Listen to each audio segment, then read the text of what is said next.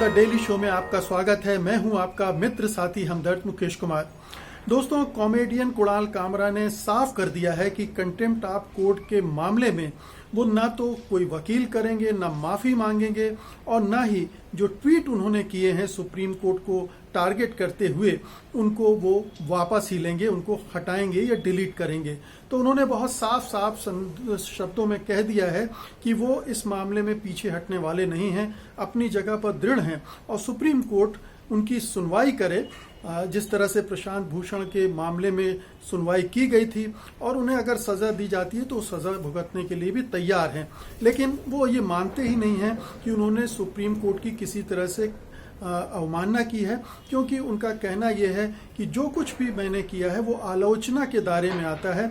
Supreme court ने prime time के loud speaker Arnab Goswami के बारे में, ये उनके शब्द हैं, जो कुछ भी जिस तत्परता से निर्णय दिया है, तत्परता से सुनवाई की है, उसको लेकर सवाल खड़े करते हुए उन्होंने ये ट्वीट किए थे, जिनको लेकर कुछ जो वकीलों ने आपत्ति की है और उन्होंने अटॉर्नी जनरल के वेणुगोपाल से उनके खिलाफ कंटेम्प्ट ऑफ कोर्ट का मुकदमा करने की इजाज़त मांगी, जो उनको मिल भी गई है और अब जाहिर है कि सुप्रीम कोर्ट में उसकी सुनवाई होगी। इन वकीलों के बारे में माना जाता है कि संघ परिवार के वकील हैं जो इस तरह के लोगों को टारगेट करते रहते हैं, जो सरकार की आलोचना करते हैं, सरकार से जुड़े लोगों की आलोचना करते हैं और ऐसे निर्णयों को, चाहे वो अदालत के हों जिनसे सरकार पर उंगली उठती हो, उनको लेकर वो अपनी योजना के तहत सुनियोजित ढंग से उनको परेशान करने, फंसाने, धमकाने की से जुड़ी गतिविधियों में लगे रहते हैं।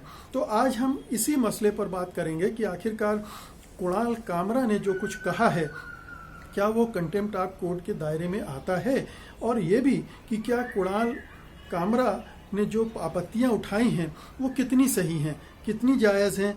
क्या कुणाल कामरा को एक भारतीय नागरिक होने के नाते ये अधिकार है कि सुप्रीम कोर्ट की आलोचना करें, और अगर वो कर रहे हैं तो इसमें दिक्कत क्यों होनी चाहिए।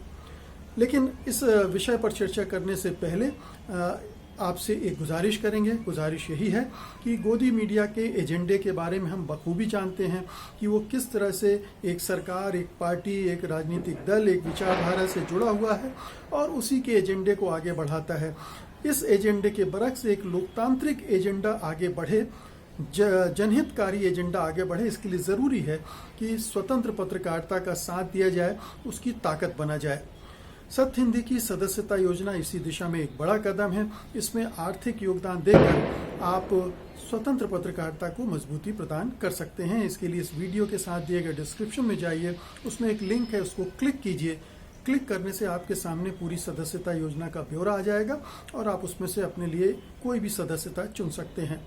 हमें उम्मीद है कि आप ऐसा ज़रूर करेंगे ताकि सत्य हिंदी को आपका समर्थन, आपका प्रोत्साहन, आपका सहयोग मिलता रहे। तो आगे बढ़ते हैं। सवाल उठता है कि कुणाल कामरा ने जो कुछ किया है, क्या उसे आपत्तिजनक माना जा सकता है? क्या उन्होंने जो सवाल उठाए हैं, क्या वो गैर वाजिब हैं, उन्हें नहीं उठाने चाहिए? वास्तव में स्थिति ये है कि उन्होंने जो सवाल उठाए हैं वो सारे पूरे हिंदुस्तान में उठाए जा रहे हैं, हर स्तर पर उठाए जा रहे हैं। टीवी और डिजिटल मीडिया पर होने वाली बहसों में उठाए जा रहे हैं, अदालतों में उठाए जा रहे हैं, हर तरफ उन सवालों को उठाया जा रहा है कि आखिरकार क्या वजह थी कि अर्णब गोस्वामी के मामले को इस तरह से तत्परता के साथ तुरंत 24 घंटे में सुन लिया गया, सूचीबद्ध कर दिया गया, जबकि बड़े बड़े मामले पेंडिंग हैं और उनको तुरंत उनकी रिहाई के आदेश भी दे दिए गए। इस जस्टिस DY चंद्रचूड़ की अदालत ने जो ये फैसला सुनाया है, उसके 3-4 मोटे मोटे पहलू हैं जिन पर आपत्तियां की जा रही। एक तो पहले क्यों इसे आउट ऑफ टर्न सूचीबद्ध किया गया, तुरंत क्यों सूचीबद्ध किया गया।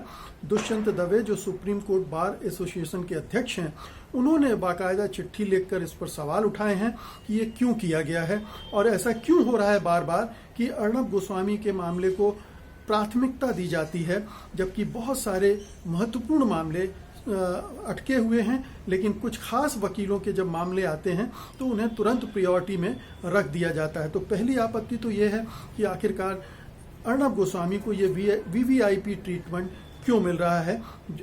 तो एक बड़ी आपत्ति ये है। दूसरी आपत्ति ये है कि उन्हें इस तरह से ये जो छूट दी जा रही है, हर बार राहत क्यों मिल जा रही है, जबकि दूसरे मामलों में ऐसा नहीं हो रहा है। दूसरे बहुत सारे मामले आते हैं और सुप्रीम कोर्ट उन्हें वापस कर देता है। सुधा भारद्वाज का मामला था, डॉक्टर कफील अहमद का मामला था, और ऐसे कई मामले हैं जो वहां गए और उन्होंने कहा कि आप निचली अदालतों में जाइए, वहां से जमानत हासिल कीजिए।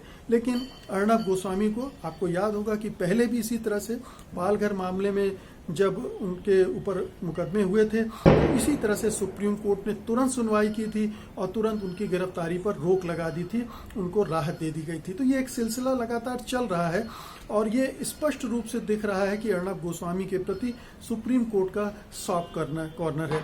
तीसरी बात है कि डी.वाई. चंद्रचूड़ ने कहा कि पर्सनल लिबर्टी की रक्षा की जानी चाहिए, और उन्होंने कहा कि जब राज्य सरकारें किसी की भी पर्सनल लिबर्टी पर हमला करेंगी, उनकी निजी स्वतंत्रता पर हमला करेंगी, तो सुप्रीम कोर्ट उनकी रक्षा करेगा। तो ये एक ऐसा सवाल है कि पर्सनल लिबर्टी आखिरकार क्या केवल अर्णब गोस्वामी की है, या जितने भी लोग अंडर ट्रायल हैं जेल में, जिन्हें बिना किसी आरोप के या झूठे आरोपों में बंद कर रखा है, बरसों से बंद कर रखा है, क्या उनकी पर्सनल लिबर्टी नहीं है? क्या भीमा कोरेगांव के मामले में 16 लोगों को, जाने माने लोगों को गिरफ्तार करके 2-2.5 साल से बंद कर रखा है, उनकी पर्सनल लिबर्टी नहीं है? क्या और भी जो पत्रकार गिरफ्तार किए गए हैं उनकी पर्सनल लिबर्टी नहीं है? और भी जो सक्रिय कार्यकर्ता हैं उनकी लिबर्टी नहीं? तो ये दोहरा मानदंड क्यों है सुप्रीम कोर्ट का कि अर्णब गोस्वामी के मामले में उनकी पर्सनल लिबर्टी की चिंता उसको हो जाती है, लेकिन बाकी लोगों की पर्सनल लिबर्टी की उसको चिंता नहीं होती है।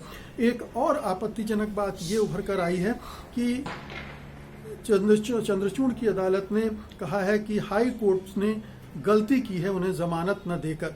अब ये इस पर बहुत सारे जो वकील हैं, जाने माने जो कानून को समझते हैं, उनका कहना है कि ये गलत है और हाई कोर्ट ने कोई भी गलती नहीं की। उसने ठीक कहा है कि आप पहले निचली अदालत में जाइए, जंप मत कीजिए। अभी आपको पता होगा, याद होगा कि कुछ ही दिन पहले अर्णब गोस्वामी को ही कोर्ट ने कहा था कि आप बेल के लिए हाई कोर्ट जाइए, अपने मामले को, जो टीआरपी घोटाले का मामला था, लेकर आप हाई कोर्ट जाइए, हमारे पास नहीं आइए। तो ये इसी तरह के जो डबल स्टैंडर्ड हैं बार बार सामने आ रहे हैं, और इसकी वजह से लगातार ये प्रश्न बन रहा है, ये धारणा बन रही है कि सुप्रीम कोर्ट पक्षपातपूर्ण ढंग से काम कर रहा है, उसके डबल स्टैंडर्ड हैं, वो जरूरी मामलों को बार बार पीछे ढकेल रहा है। आप देखिए कि प्रशांत भूषण ने जब उस समय वो मामले उठाए थे तो कितने ही वाजिब मामले थे, कि जब लाखों मजदूर पूरे देश भर से जा रहे थे अपने घरों में और उसकी सुनवाई की बात हो रही थी, तो सुप्रीम कोर्ट ने कह दिया था हम छुट्टी में हैं, ये कोई अर्जेंट मामला नहीं है, बाद में सुनवाई कर सकते हैं, उसको टाल दिया था। ऐसे और भी ढेर सारे मामले हैं। मसलन धारा 370 को हटाए जाने का मामला को लेकर अदालत में बहुत पहले से याचिका पड़ी हुई है, लेकिन अदालत के पास उसे सुनने के लिए समय नहीं है। नोटबंदी का मामला है। इस तरह के और भी मामले हैं जिनके बारे में सुप्रीम कोर्ट लगातार समय ले रहा है। इलेक्शन बॉन्ड का मामला है जो कि काफ़ी विवादास्पद है और उसमें घपले की बड़ी आशंकाएं जताई जा रही हैं, उसके मामले में भी। तो बहुत सारे ऐसे मामले हैं जिन पर कोर्ट सुनवाई नहीं कर रहा है, लेकिन अर्णब गोस्वामी को फर्स्ट प्रायोरिटी पे ये छूट, ये स्वतंत्रता मिल रही है और पूरा प्रोटेक्शन मिल रही है। तो ये जो सवाल उठाए थे, ये वही सवाल हैं जिन्हें कुणाल कामरा ने उठाया। हो सकता है वो कॉमेडियन है, कई बार भाषा की गड़बड़ियां हो सकती हैं, भाषा तीखी हो सकती है, थोड़ा मजाक उड़ाने वाली भाषा हो सकती है, लेकिन सुप्रीम कोर्ट को थोड़ा उदार होना चाहिए, इतना अति संवेदनशील नहीं होना चाहिए अपनी आलोचना को लेकर। थोड़ी सहिष्णुता बरतनी चाहिए, आलोचना को सुनना चाहिए और उसको अंतर साथ करना चाहिए और अपने जो पूरे सिस्टम में उसको सुधारना चाहिए। जहाँ तक कंटेम्प्ट ऑफ कोर्ट का मामला है, आपको मैं बता दूं कि ब्रिटेन के एक जज ने, पर जब इसी तरह से किसी एक अखबार ने बहुत ही गंभीर टिप्पणी की थी उनके बारे में, तो और उनसे पूछा गया था कि आप इसको कंटेम्प्ट ऑफ कोर्ट के तहत इन पर मुकदमा करेंगे, तो उन्होंने कहा नहीं, कोई ज़रूरत नहीं। ये उनकी धारणा है मेरे बारे में, मैं अपने बारे में जानता हूं, मैं अपने काम कर रहा हूं। तो यही एक रवैया उम्मीद की जाती है कि सुप्रीम कोर्ट के जो न्यायाधीश हैं, माननीय न्यायाधीश हैं, वो उनको इसका ध्यान रखना चाहिए, इतनी उदारता बरतनी चाहिए आलोचना के प्रति, ना कि उन्हें हर एक व्यक्ति के पीछे पड़ जाना चाहिए जो भी आलोचना कर रहा है। तो एक खराब ट्रेंड पड़ रहा है। प्रशांत भूषण के मामले में ऑलरेडी सुप्रीम कोर्ट फंस चुका है। अरुण मिश्रा ने जिस तरह से बिहेव किया था उस पूरे मामले में, उसमें उनकी फजीहत ही हुई थी और अंत में क्या हुआ था कि 1 रुपए का जुर्माना लगाया था, जिसे भरकर प्रशांत भूषण अलग हो गए थे। तो कहने को वो प्रतीकात्मक सजा थी, लेकिन ये साफ दिख रहा था कि सुप्रीम कोर्ट उस मामले में फंस गया है। इस तरह के मामले और बढ़ते जाएंगे अगर सुप्रीम कोर्ट का रवैया नहीं बदला तो। हम सब, बहुत सारे लोग सुप्रीम कोर्ट की आलोचना कर रहे हैं, उसके कामकाज को देख रहे हैं, उस पर टिप्पणियां हो रही हैं, उस पर प्रश्न खड़े हो रहे हैं चारों तरफ से। पिछले 5-6 वर्षों में सुप्रीम कोर्ट की जो प्रतिष्ठा है और भी नीचे आई है, उसकी विश्वसनीयता और बिगड़ी है। आम आदमी तो अब सुप्रीम कोर्ट को लेकर बहुत ही सशंकित होता है। वैसे भी सुप्रीम कोर्ट हर कोई तो पहुंच नहीं सकता, वो जो धनी मानी लोग हैं वही पहुंचते हैं और वही इतने बड़े वकीलों की फी को भर सकते हैं। लेकिन आम आदमियों में भी ये लग रहा है कि सुप्रीम कोर्ट अब वो जगह नहीं रह गई जहां से न्याय मिलता है। ये बहुत ज़रूरी होता है कि न्याय केवल हो ना, वो दिखे भी। तो न्याय नहीं होता हुआ दिख रहा है, इससे ये जो परसेप्शन है वो लोगों के बीच में बन रहा है।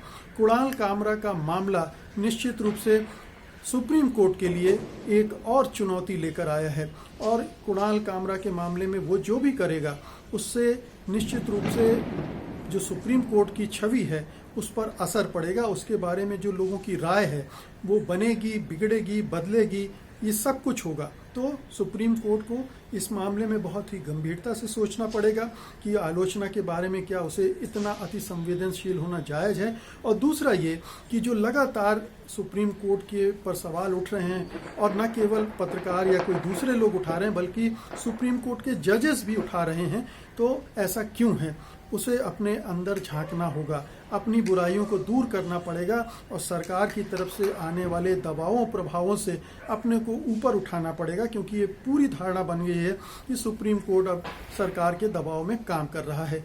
तो ये बहुत बड़ा चैलेंज है हमारी पूरी न्याय व्यवस्था के लिए, क्योंकि अगर न्याय व्यवस्था ढहती है तो हमारा लोकतंत्र भी बच नहीं पाएगा। ये बहुत चिंता की बात है, बहुत ही गंभीर बात है और न्यायपालिका, न्याय व्यवस्था को बचाना ये सुप्रीम कोर्ट के जजेस की सबसे पहली जिम्मेदारी है।